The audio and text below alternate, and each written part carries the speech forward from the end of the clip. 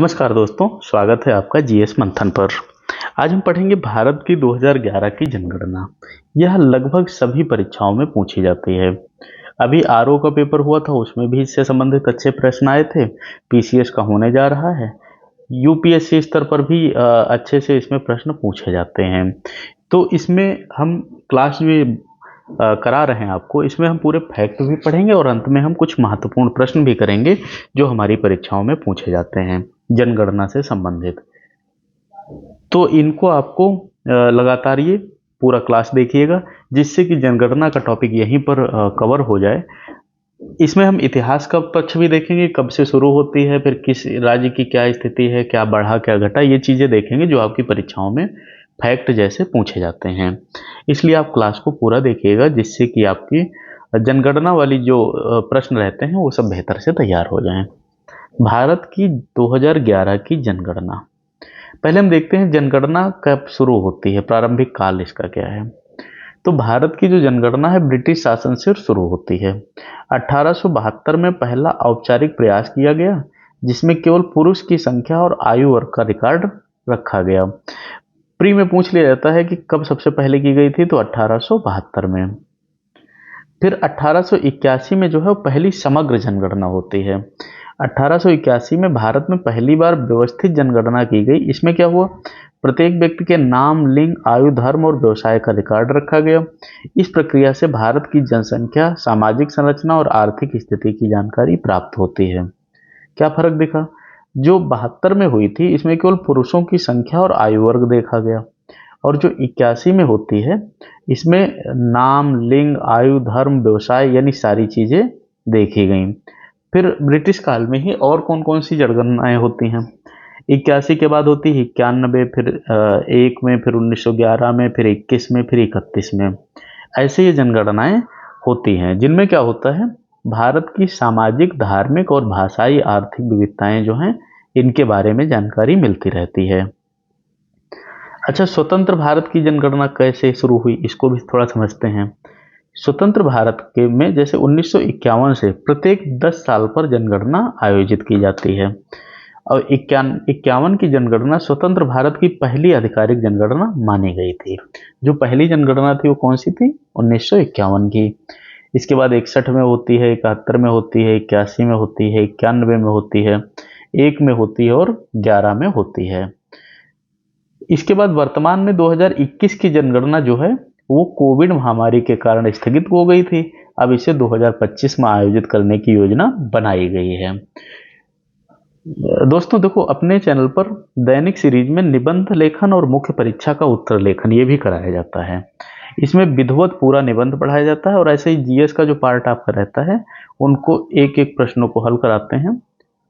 ये आप चैनल अगर सब्सक्राइब कर लेंगे तो ये सारी चीज़ें आपको हमेशा मिलती रहेंगी। आप चाहे जिस भी परीक्षा की तैयारी कर रहे हो, बहुत महत्वपूर्ण आपके लिए होने वाला है।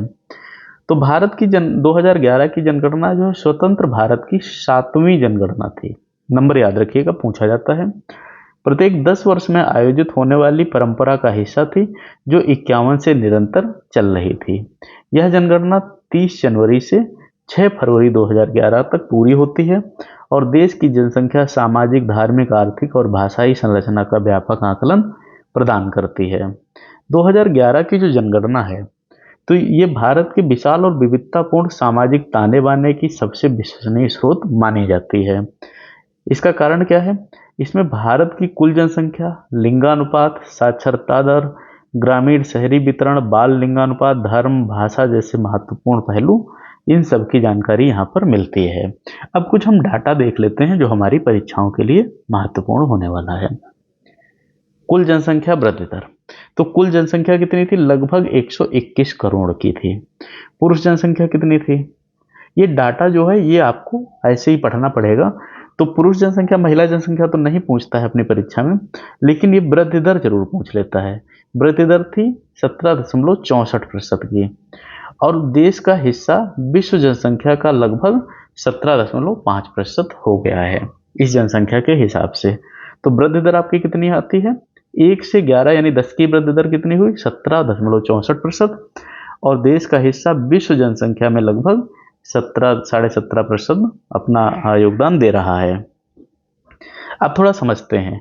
2011 की जनगणना से पता चला कि भारत की जनसंख्या में वृद्धि दर दशक में घटकर 17.64% रह गई, जबकि 1991 से 2001 के दशक में यह दर 21 से 34% थी। इसका संकेत है कि जनसंख्या वृद्धि धीरे धीरे नियंत्रण में आ रही है। ये देखो, तुलना अगर की जाए तो 1 और 11 के बीच में इतनी है 17.64%, और 91 से 2001 के बीच में कितनी है 21 से 34%, जिसमें हम लोग हैं। तो यानी तब हमारी थोड़ा ज़्यादा थी, लेकिन धीरे धीरे यह दर कम हो रही है, यानी जनसंख्या नियंत्रण में आ रही है। ये आपसे पूछा गया था एक बार। तो इसमें कैसे पूछा था उसने कि 2011 1 से 11 और 91 से 1 में क्या अंतर है। तो ऐसे करके ये पूछा जा सकता है। लिंगानुपात क्या है भाई? कुल लिंगानुपात 940 महिलाएं हैं 1000 पुरुषों पर। ये ध्यान रखना आप, 940 महिलाएं हैं 1000 पुरुषों पर। और बाल लिंगानुपात कितना है? 0 से 6 वर्ष के बच्चे को बाल लिंगानुपात में मानते हैं। 919 लड़कियां हैं 1000 लड़कों पर। 919 लड़कियां 1000 लड़कों पर हैं और 940 महिलाएं 1000 पुरुषों पर हैं। राज्यों के अनुसार अगर लिंगानुपात देखते हैं तो महिलाएं प्रति 1000 पुरुष पर केरल जो है सबसे ज़्यादा यहाँ पर है 1084, मतलब जो मानक है पुरुष से ज़्यादा महिलाएं यहाँ पर हैं। तमिलनाडु में 996 हैं, महाराष्ट्र में 925 हैं, हरियाणा में सबसे कम है और पंजाब में 893 हैं। तो हरियाणा सबसे कम हो जाता है। फिर हम थोड़ा इसको समझते हैं। लिंगानुपात में सुधार देखा गया है कि लेकिन बाल लिंगानुपात कमी जो है चिंता का विषय है। यह लड़कों की ओर सामाजिक पक्षपात और बेटियों के प्रति भेदभाव का संकेत देता है। अब लिंगानुपात के बाद अगले भाग पर आते हैं साक्षरता पर। कुल साक्षरता कितनी है? 74.04%। पुरुष साक्षरता कितनी है? 82.14%। और महिला साक्षरता कितनी है? 65.46%। ये डाटा है, आपको ये तो ध्यान रखना पड़ेगा। राज्यों के अनुसार साक्षरता कितनी है? उस समय केरल जो है सबसे ज़्यादा था 93.91% पर, गोवा दूसरे नंबर पर है 88.70% पर, सबसे कम बिहार है 63.82% पर, और उत्तर प्रदेश है 69.72% पर। तो आपको उत्तर प्रदेश का भी याद रखना है उस 2011 के आंकड़े के हिसाब से। तो महिलाओं की साक्षरता में तो सुधार आता है, लेकिन पुरुषों में अभी अंतर है। अगर इन दोनों का अंतर देखोगे तो मिल रहा है हमें। और शिक्षा सामाजिक सुधार जो है इस पर ध्यान देने की आवश्यकता है। अब ग्रामीण शहरी वितरण देखते हैं। तो ग्रामीण के हिसाब से क्या होगा? 68.84%। और शहरी में कितनी जनसंख्या है? 31.16%। यानी अभी भी जो गांव में लोग हैं बहुत ज़्यादा रह रहे हैं। लेकिन एक उम्मीद है, अभी जो अगला 25 वाली अगर जनगणना पूरी होती है, इसका जो आंकड़ा आएगा, रिकॉर्ड आएगा, तो इसमें काफ़ी ज़्यादा और परिवर्तन देखने को मिलेंगे। फिर मुख्य क्षेत्र क्या है? मुंबई, दिल्ली, कोलकाता, चेन्नई, बेंगलुरु। अधिकांश भारतीय अभी भी ग्रामीण क्षेत्रों में रहते हैं। शहरीकरण की गति तेजी से बढ़ रही है, विशेषकर महानगरों में। इससे बुनियादी ढांचा और आवासीय दबाव बढ़ रहा है। फिर राज्यवार जनसंख्या है। देखो, उत्तर प्रदेश की आप देख लो, बाकी तो अपने से मतलब नहीं। यूपी की जो जनसंख्या है 1 मतलब करोड़ में देखो तो इतनी है। वृद्धि दर देख लो, मुख्य वृद्धि दर पूछी जाती है, जनसंख्या नहीं पूछी जाती। तो ये 20.09% की वृद्धि दर है 2001 से 11 वाली में। केंद्र शासित प्रदेशों में अगर देखोगे तो वृद्धि दर सबसे ज्यादा मिलेगी हमें। नहीं, हाँ, ये आप केवल उत्तर प्रदेश का ही देखो बस। पूर्वी और उत्तर भारत में जनसंख्या वृद्धि अधिक है। इसके चलते संसाधनों का दबाव, रोजगार की कमी और ये समस्याएं तो आती ही आती हैं। फिर अब हम देखते हैं बाल जनसंख्या और आयु संरचना। 0 से 6 वर्ष आयु वर्ग के लोग जो हैं, इनकी जनसंख्या कितनी है? 13.1%। और बाल लिंगानुपात 919 लड़कियां प्रति 1000 लड़कों पर हैं। धर्म और भाषा का थोड़ा वितरण देख लेते हैं। पूरा मैं आपको इसमें जनसंख्या पढ़ा दूंगा, इसके बाहर जनसंख्या में कुछ नहीं आने वाला, कोई भी पेपर हिंदुस्तान का हो। तो धर्म के अनुसार अगर हम देखते हैं 2011 के हिसाब से, तो हिंदू कितने हैं? 79.8%। फिर मुस्लिम आते हैं, तो मुस्लिम कितने हैं? 14.2%, यानी 14.2% हैं। ईसाई कितने हैं? 2.3% हैं। सिख कितने हैं, 1.7% हैं। और बाकी जो है उसमें अन्य में जैन, बौद्ध और पारसी आते हैं 2% में। ये आपका पीसीएस का बहुत फेवरेट क्वेश्चन बन जाता है, कई बार इसमें कई परीक्षाओं में पूछा गया है।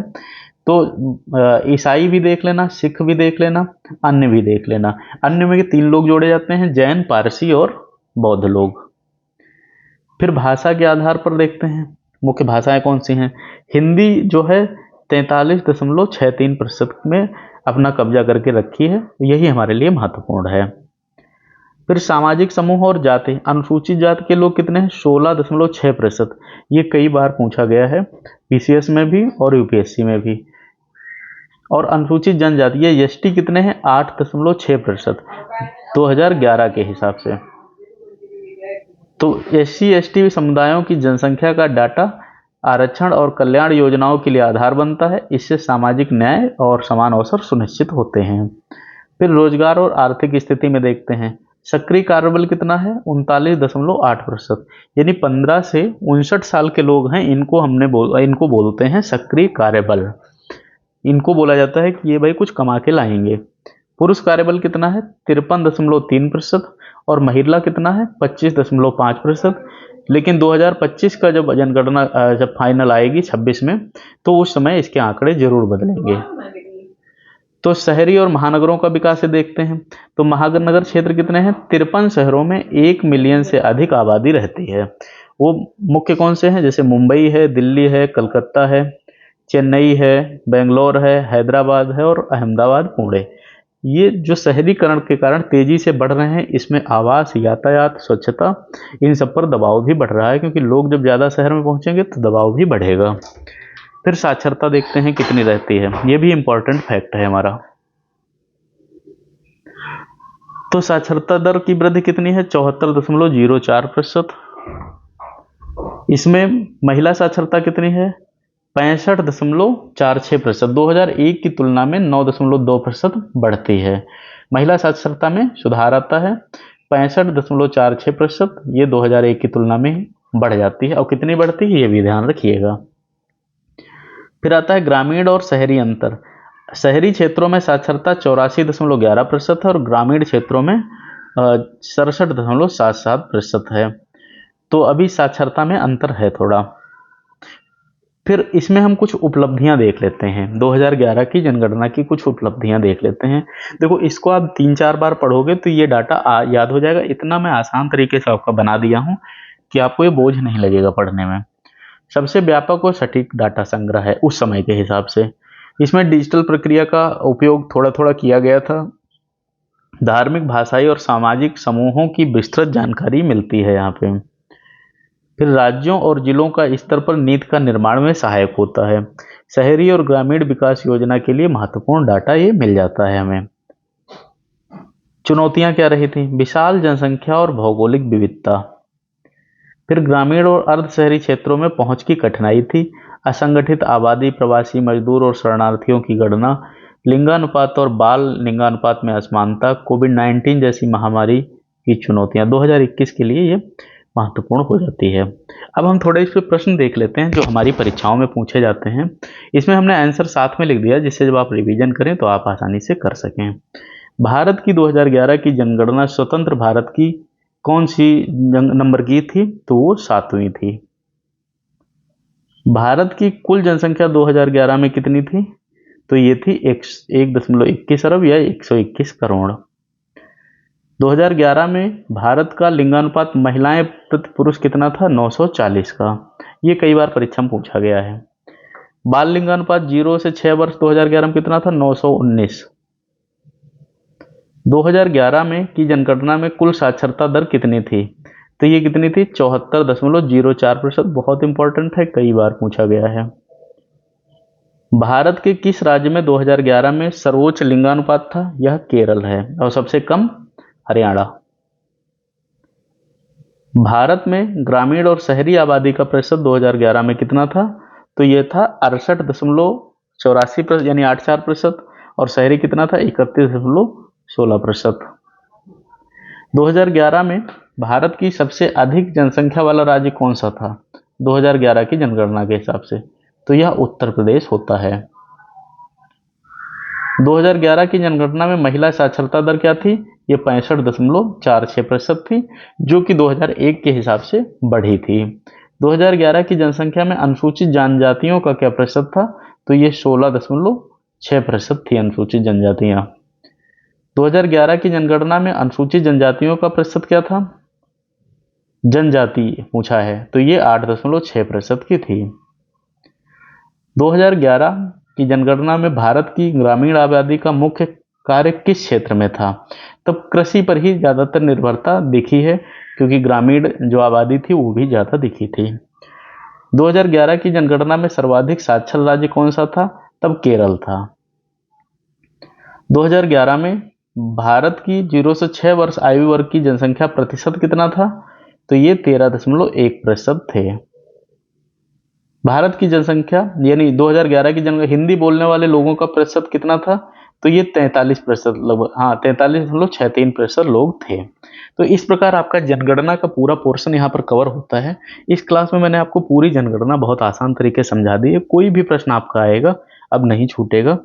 चैनल पर पहली बार आए हैं तो सब्सक्राइब करिएगा और लोगों को शेयर करिए, जिससे सबको लाभ मिले।